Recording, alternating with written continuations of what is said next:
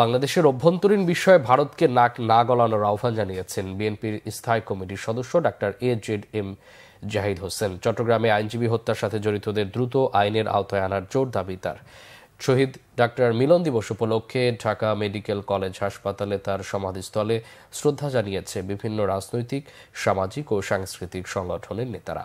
এ সময় বিএনপি নেতা ডাক্তার জাহিদ বলেন, ৯০ ও ২৪-এর গণঅভ্যুত্থান থেকে রাজনীতিবিদদের শিক্ষা নিতে হবে।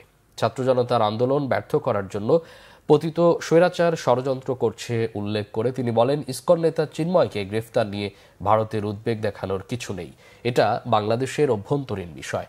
এদিকে স্বাস্থ্য উপদেষ্টা নুরজাহান বেগম বলেন, ৯০-এর অভ্যুত্থান ও ২৪-এর বিপ্লব শিখিয়েছে স্বৈরাচার কখনো স্থায়ী হয় না।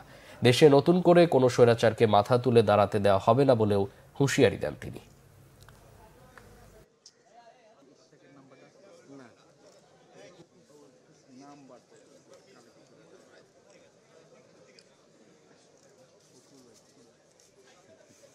স্বৈরাচারকে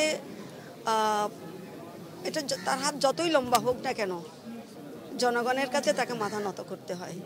এই আন্দোলন, বৈষম্য বিরোধী ছাত্র আন্দোলন আমাদেরকে সেইটাই শিখিয়েছে। বায়ান্নের ভাষা আন্দোলন আমাদেরকে এটাই শিখিয়েছে। মিলনের আত্মত্যাগ এটাই আমাদেরকে শিখিয়েছে। বাংলাদেশের অবস্থান সেটা তারা সঠিকভাবে তুলে ধরেছেন।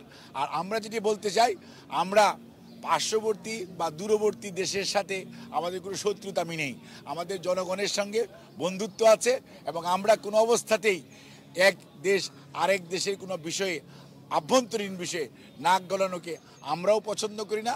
আমরাও আশা করব অন্যরাও এগুলো করবেন না। ধন্যবাদ।